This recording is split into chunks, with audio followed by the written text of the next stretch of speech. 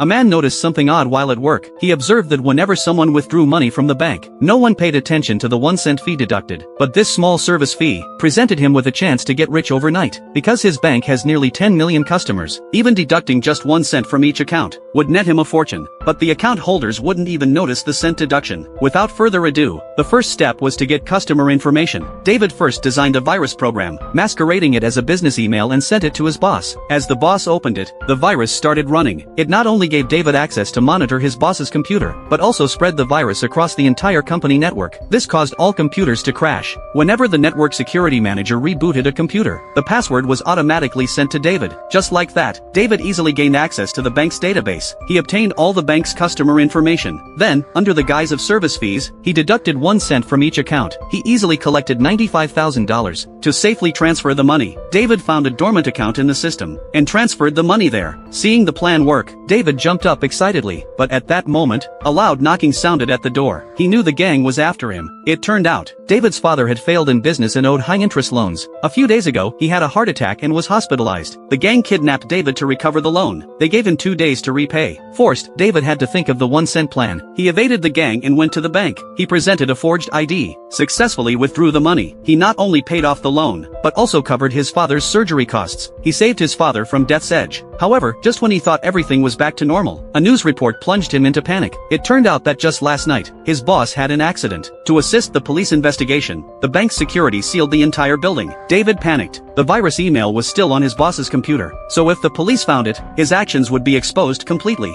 He had to erase all traces before the police arrived, but his computer was at home. Only by going to the bank's 4th-floor server room could he delete the evidence. To enter the server room, he needed fingerprint access from the network security department. While he was frantically searching, he happened to meet a colleague from the security department in the restroom. He saw the colleague casually place his bag on the sink, with his phone stuck in the bag. David knew his chance had come. Sure enough, when he peeled off the screen protector, a clear fingerprint was visible. He immediately disguised himself as a janitor, using the colleague's fingerprint to activate the special elevator, and went to the security department. He first deleted the surveillance footage of entering, then forced a system upgrade, temporarily shutting down the monitoring system. Next, he had 15 minutes to complete his task. David randomly selected an unlucky employee who could access the server room, printed their access card, and entered the server room. He began erasing the evidence bit by bit. Meanwhile, the security manager received a notification. Someone used the access card to enter the server room, but this person was an employee he always worked with. He realized something was wrong. He went to check the server room, but saw a shocking scene.